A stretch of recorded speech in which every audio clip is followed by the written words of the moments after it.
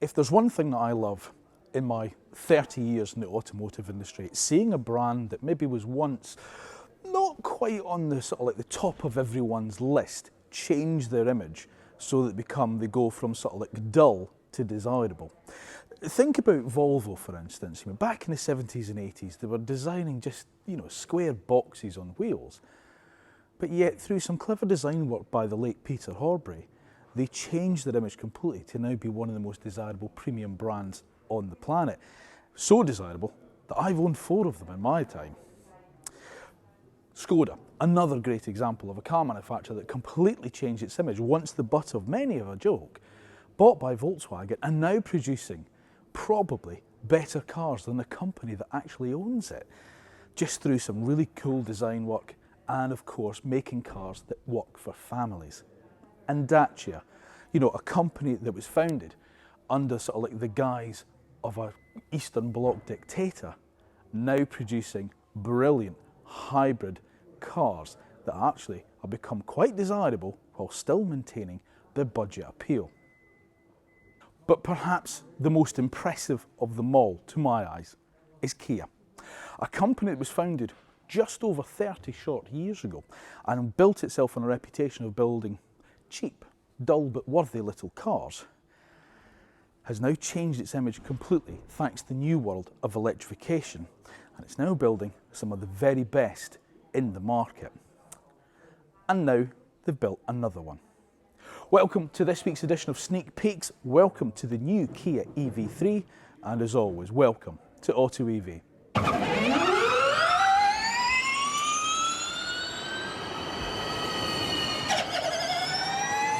Now, whilst I don't want to take anything away from the combustion engine Kias that have been produced over the last 30 years, some of which have actually been very good, to me it's the electric ones that have really shifted the company and our perspective of it and how we view the company.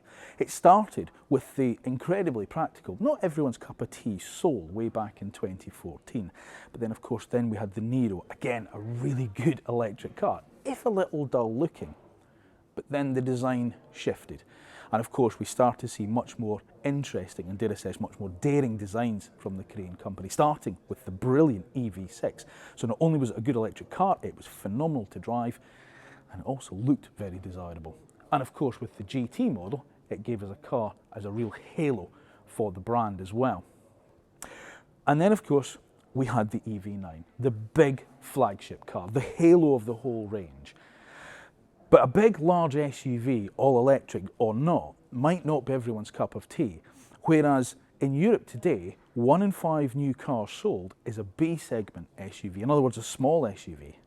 And that's what Kia are targeting next with the EV3. So this is a huge market for them to move into. And a lot of the tech and a lot of the design language that we saw in the EV9, and obviously EV6 before it, is filtering down into a much more accessible package for families looking for a good, sensible family car. So in this edition of Sneak Peeks, I plan to take you around the design of the new EV3, show you all the bits and pieces on the inside, talk about what it's going to be like in terms of battery and range. But before I do all of that, of course, please remember, make sure you are subscribed to the AutoEV channel.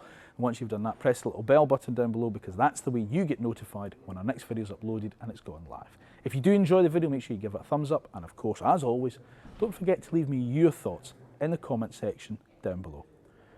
So let's crack on and show you around the new Kia EV3. So as always, we're starting with design. And in my eyes, we're off to a good start, because this is another winner from Kia. You can see an awful lot of styling influences that have been taken from the EV9, and that's due to their sort of like design mantra of opposites united. And the 2 words that they use to describe this car is logical emotion. 2 very opposite words, and it's not just marketing guff, it does actually work and it does make sense when you see the car. But let's take a walk around. So what do we got? Well, we've got, of course, the usual digital tiger nose, which is Kia's signature, and now these new vertical headlamps that you see here, which again has become a real signature with, as they call it, the star map daytime running lights in here, but it was a little bit smaller. These are very similar to the ones that you see on the EV9, and a little bit like the Niro as well, which has a sort of like a slightly different light signature. Of course, you got your digital tiger nose here, your big Kia logo at the top there, and this black area here, now this is a GT line car, and I'll talk about trims and things later. But this frontal area is quite important because, first of all, there's a huge talk of sustainability with this car, and the use of materials is really, really important to Kia, and their message about sustainability is a big talking point for them. And the amount of reusable and recyclable materials that have been used on the exterior of the car is quite impressive, and this is one of those areas here. You've got a very low drag coefficient with the car. I think it's 0.267, I think, which is really low for it, and that's helped in part by these active aero flaps down here, which close above 80 kilometres an hour, and also the under tray of the car, which is one of the biggest in its class. It covers 80% of the underneath of the car. Obviously can't show you that, but take my word for it, that's what it does, and that's really important to aid with airflow, as is its new boat tail styling, which you'll see as we walk around the side of the car. So it's as you move around the side of the car, you can start to see where those design words are coming into play here. That's sort of like logic emotion, because you get logical kind of shapes, but then a very kind of emotive surfacing on the car. And I think it works really, really well. These wheel arch extensions here, well, they're not really extensions, they're just obviously, they're designed to be contrasting wheel arches. And again, look at how sort of like, you know, squared off they are at the top, and they're beautifully circular at the bottom with the tyres. Now you've got 19-inch wheels on the car. Bear in mind this is a B segment SUV. And again, we'll talk about where that fits in the marketplace a bit later. But 19-inch wheels, and again, this kind of real kind of squared off shape on them. I really like that.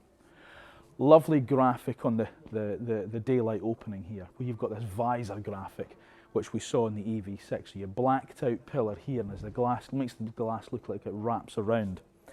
There's some really nice paneling, surfacing work on these panels, which might be difficult to see in this colour in this studio, but we'll pop up some B-roll so you can see it. But as I say, some of the sort of like sharp creases that then flow into a really smooth and flat kind of panel, that's excellent. And again, like the front, the wheel arches there, and this kind of part, this garnish here, and this door garnish here, recyclable plastics, brilliant. You get your flush door handle at the front, but of course you get your rear door handle up in this rear pillar. Now, is it just me, or are you getting BMW i3 vibes from this car? Because I do. Look at this lightweight it does here into the C-pillar. And that's not a window, it's just a piece of trim. But I think there's a bit of BMW i3 going on there, and I think that's a real bit of flattery for Kia, because that's what it reminds me of. It's a really futuristic looking car. And the renders that they showed us in the presentation this morning with the concept car, and we thought, well, it's not going to look like that. And then they revealed this to us. This is the production car. It looks 99% of what those concept renderings look like. It's beautifully, just stays so true to the concept. I think it's great. Anyway, practicality, you've got, of course, your gloss black roof rails at the top, and it all flows into this spoiler here. But as I say, it's this rear end here, this boat tail rear end, which is a first on a production car, they tell me. It's not coach built, improves on that drag coefficient. So let's take a look at that around the back. Now, just as I move around to the back here, I said I'd talk about where the car fits into the market space, because it's all very well me saying B segment SUV. What does that actually mean? Well, it's 4.3 metres long, which puts it shorter than Kia's Niro. So in other words, it's the same sort of size as the likes of the Volkswagen T-Roc and Vauxhall's Mokka. But interestingly, the wheelbase of the car is actually the same as it is with Kia's bigger Sportage. It's mid-sized crossover SUV car, so that's to maximise interior space. So that's where it fits in its sort of like overall size, but as I say, when you think about the wheelbase and the interior space, it appears to be a much bigger car, but it's Volkswagen T-Roc kind of size of car. Right, back end. Again, I'm just getting a bit of BMW i3 vibes. I really like this car. You know, as I say, look at these Starlight LED rear tail graphics here. Really clean at the back as well. There's no, the glass, the glazing of it comes right to the edge. You know, it looks really, really minimalist and just really cool, I think. Love this little bulge where the rear view camera is, keeping it well away from there where you might get a lot of dirt on it, you know, from underneath there. Obviously you get the likes of the reversing sensors as you'd expect. And for those of you who are thinking, oh, Brian's going to hate this, there's no rear wiper. There is. It's tucked right up in there underneath the rear spoiler. Brilliant, Kia, thank you, well done. So you can fit a rear wiper to cars and keep them out of sight, so great as far as I'm concerned. Again, like the front and sides, you get this sort of like this black finish down at the bottom, which is made from this recyclable plastic, which is great. And then obviously sort of like your lower kind of, I don't know what that'll be, whether it's a reflector or whether it's a fog lights or not, but of course you get a high set brake light up there and a nice shark fin aerial. And it finishes off our big bold Kia logo across the back. So what do we think? In terms of the way the car looks, is it another winner? Well, I think it is. I think this is a phenomenally good looking car. I didn't think they could get better than the EV6 and the EV9, but to me, they've just knocked it out the park with this one. What's my opinion worth? You know, I just go around looking at all sorts of cars all day. You're the guys out there buying this. What do you think? Does this tempt you? Would you trade out your Kia Soul for one of these? Would you stop before you went and bought yourself a Volkswagen T-Roc or a Vauxhall Mach-E or a Peugeot E2008? Would you rather have this?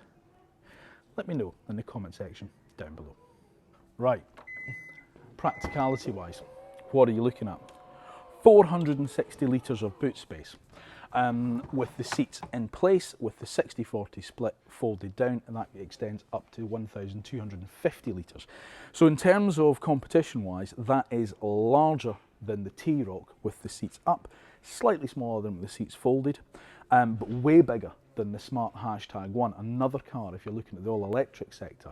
That fits as a rival for this car, so it's much, much bigger than the Smart #1. How good that car is.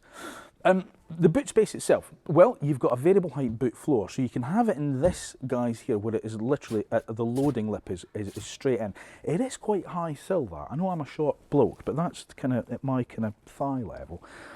So you do have a bit of a lift there, but you can drop that down. And obviously you've got the drop down into the boot. It gives you much greater height, and then obviously you've got the luggage cover, which you can, obviously for security reasons. You've also got 25 litres of storage up at the front, in a front boot, frunk, whatever you want to call it, for your cable storage. But there is storage underneath the boot floor. Now there is also, which we'll talk about in usability, vehicle to load, plus more. But that's for another section. But in terms of practicality wise, that's an excellent boot size. Rear seats. Loads of space. Look at it.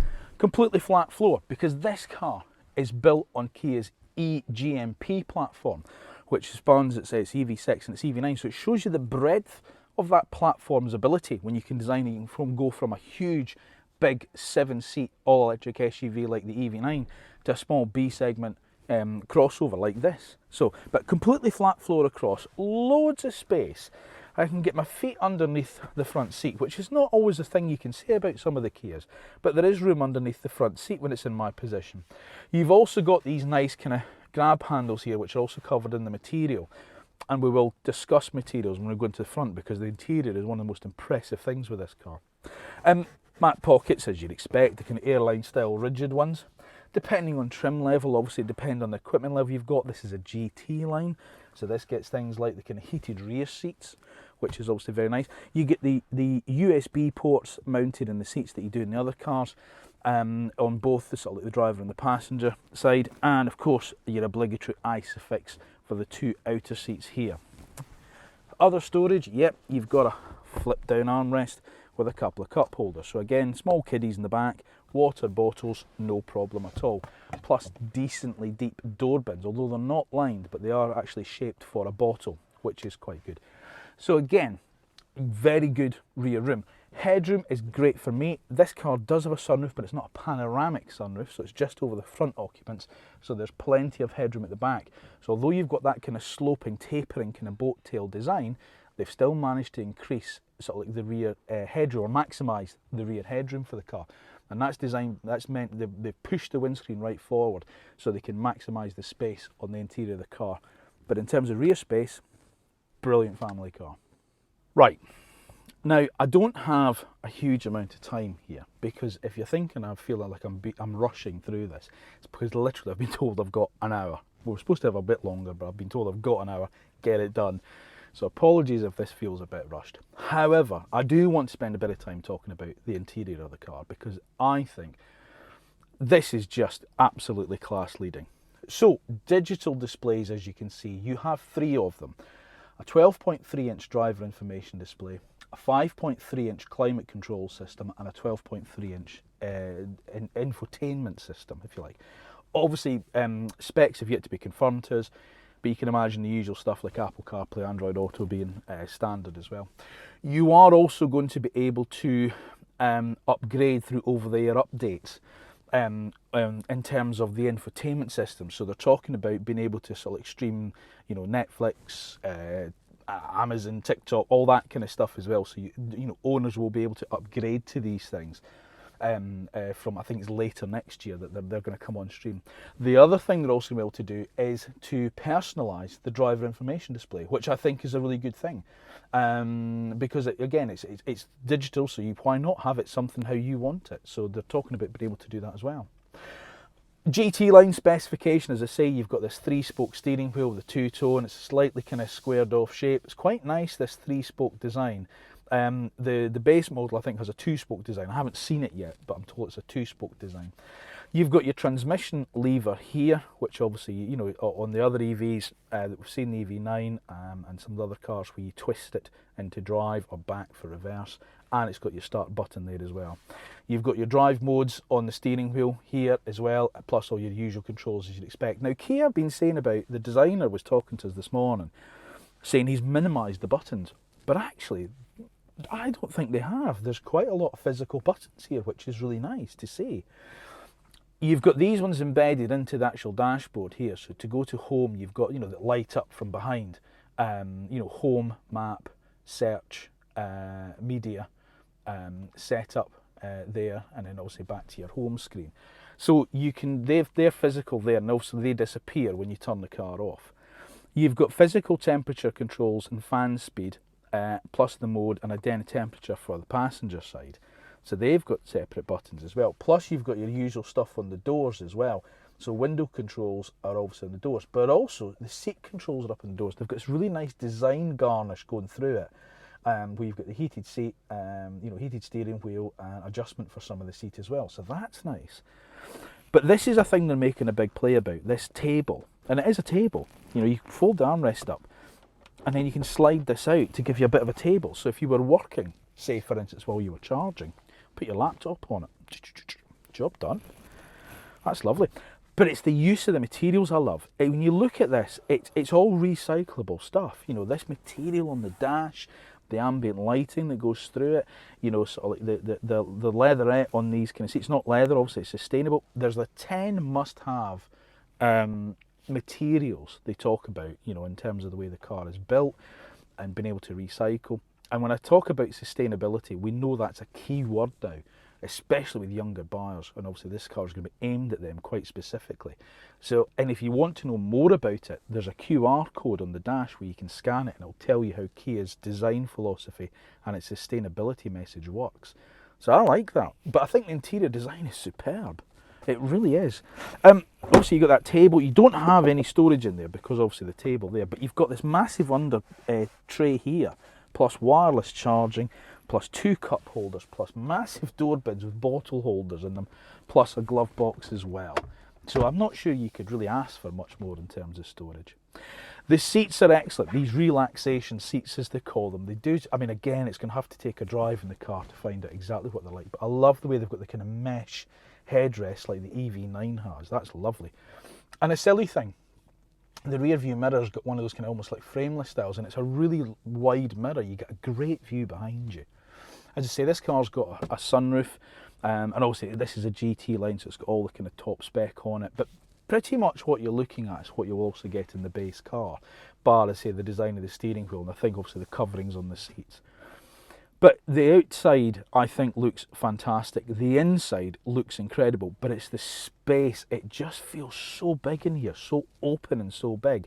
You know, as I say, as much as they're positioning the car as a B-segment SUV crossover, they think in terms of interior space that they'll take some sales away from C-sector hatchbacks. So ID3, Cupra Born, cars like that. And I can see that. You know, they say it could be used as the main car in a family, which I think there's no doubt about it. But I think, like the exterior, Kia have got another winner when it comes to the interior of the car. I love the display. It's big, bold and clear. The only thing I will say, and having driven the EV9 a bit, is the little screen here for the climate control isn't the easiest one to use when you're driving, you know, just here. But it, you know, it's there and it's fine. You know, you can reach it. It is a screen, but as I say, it just cut off a little bit by the steering wheel. Other than that, I don't think there's an awful lot you can fault the interior of this car for. Now, if you're not an old fuddy-duddy like me, you'll understand this next bit. If you're down with the kids, you'll understand what I'm about to tell you. This is the first Kia that comes with AI. So basically you've got ChatGPT in here as well. And things such as the navigation, and what you'll be able to do with it is be able to recommend, so I'll ask it to recommend you, say, a local restaurant or a hotel to stay in if you're travelling. And it's linked with TripAdvisor, which I find incredible. So you get the TripAdvisor kind of thing will come through. The other thing that you'll also be able to do with the navigation is, the navigation will be, and a lot of cars do this anyway, but you'll be able to, it will charge, or it will tell you how much you need to charge to get to your destination, for instance. So rather than stopping, if you're like I do, if you drive up to Scotland, I stop and I charge up to 80% at a certain place, it will work out, the navigation in the car will work out how much charge you actually need to get to your destination. So if it only needs 50%, you won't be sitting there waiting until you get to 80%. It'll just get to 50% and say, right, get on your way. The other thing you can do as well is you can tell it how much charge you want to have left at your destination. So if I went to my mum's, for instance, again up in Lockerbie in Scotland, and I said, I want to get there with at least 30% charge left, it will work out the charging route that I have to take and how much I have to charge to get to Lockerbie with a 30% charge left. These cars are getting clever, way cleverer than I am. Now this is where the EV3 really stands apart from the competition, because battery sizes, well, you've got a choice of two basically. Basically you have a standard range car which comes with a 58.3 kilowatt hour battery, and that should give a WLTP range of around about 254 miles, which is par for the course for this size of car. And given how efficient Kias have been in the past, I'd expect it to achieve pretty much that. But here's the clincher, because you can also offer, you can have it with a long range battery which has a gargantuan 81.4 kilowatt hours, giving a WLTP range of up to 347 miles. Now their net capacity, their usable capacities on that battery, that's phenomenal. Now, to keep the cost of the car down, they have gone for just 400 volt architecture rather than 800 volt architecture that you get with the EV6 and the EV9. But even so, charging speeds are up to 128 kilowatts on the larger of the two batteries, which should still see a 10 to 80% charge in around about 30 minutes. So on par for class, in fairness. So the benefit of having the bigger battery is you are getting a bigger range, but of course it does mean the sacrifice is the charging time. It's pretty much the same as other cars in its class, but even so, 347 miles on a single charge, that's incredible. But if that hasn't convinced you enough, here's the other thing with it. Obviously, what you're also going to be able to do is it has vehicle to load. As well as that, it's going to have vehicle to grid and vehicle to home capabilities. And as obviously, as we move forward into these sort of like forms of technology, then this car is able to do it. Now, you are also going to be able to charge on the 11 kilowatt AC current as well. And later in the car's life, it will come with an optional 22 kilowatt hour charger, onboard charger as well. Yep, Kia have absolutely nailed this. Now, as usual with these sneak peeks, we can't bring you a verdict on how the car drives, but I can tell you about the drivetrain itself. So you have a single motor available, doesn't matter on the trim or the battery, it will have this drivetrain. So it's front wheel drive only, so single motor mounted up at the front, delivering 204 brake horsepower, which should be enough to see the car scamper from 0 to 60 in around about 7.5 seconds for the smaller battery, and I think it's about 7.8 for the bigger battery. Obviously there's more weight, hence the reason why it's a little bit slower. But as I say, we're going to have to wait until we drive the car, hopefully later this year, to give you full sort of like verdict on how the car actually performs out on the open road. But the signs are looking good. Now, much like performance and handling, no prices have yet been sort of like indicated to us, but given the market sector and the competition that Kia have been talking about this morning, I would be a pretty safe gamble if I was to suggest somewhere around about £35,000-ish as a ballpark figure is kind of where you're going to see the car maybe straddle either side of that figure, depending obviously on trim and battery spec. Because as I say, when we talk about competition, you'll see what I mean. But prices have yet to be confirmed. But if you are interested in the car, I don't think we're a million miles away talking about that sort of mid £30,000 bracket. But of course, the one great thing with Kia, you're still going to get the legendary 7-year warranty with the vehicle, as well as an 8-year warranty on the batteries. And of course, in terms of the charging capabilities, well, of course, Kia are part of They have investment in Ionity, and in terms of their infrastructure, you can also get the sort of like the Kia Charge card. So you've got the 1 RFID card that will cover a multitude of brands of different charging networks as well. So you've got to look at the whole life costs as well when you think about price. So, as I said, where does Kia see competition coming from for this car? Well, I've mentioned a couple of cars already that they do see the competition coming from. Volvo's EX30, that's a car that this car is going to compete squarely against, and obviously its compatriot as well, the smart #1. So that's the B segment, sort of like SUV / crossover that we've been talking about throughout this sneak peek. So if you've got those cars in your radar in terms of maybe looking at, then this is a car you should also consider too. You're also maybe going to be looking at things such as the cars from the Stellantis group, so Jeep Avenger, Fiat 600e, Vauxhall Mach-E, Peugeot E2008. So those are cars which you could also look at if you're thinking of this car. But in terms of its range and capabilities, this is way ahead of them. They've also mentioned taking sales maybe from the segment above, given the amount of interior space that the car has. They see this as being a car that maybe just a single car in a household. They don't see it as being a second car or just a little runaround. Kia saying this is a proper family car. And I believe that. I think it really will be. And let's be honest, you know, £35,000 isn't exactly chump change. So yeah, so that's also sort of like, you've got to bear that in mind where it's going to be positioned against. So Volkswagen ID3, MG4, Cupra Born perhaps, you know, you're maybe going to be looking at those cars as well. Maybe even the MG ZS, BYD Atto 3, the Dolphin, perhaps, yeah. But as I say, it's the battery size I think is going to be key with this car. And if they get the pricing right, got a winner I think. Kia first burst onto the electrified scene with the Soul and the original Niro. Good cars, if not exactly the most desirable looking. But what it did was it showed that the brand took electrification seriously, and it showed that it had a real talent for it.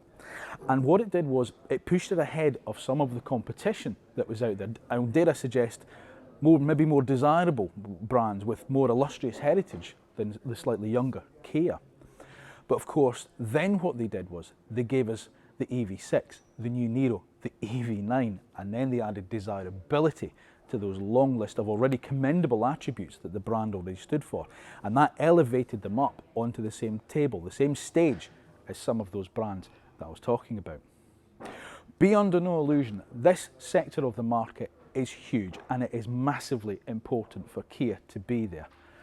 And given what we've seen today, and given what we've seen from them so far, I'd say they have another hit in their hands.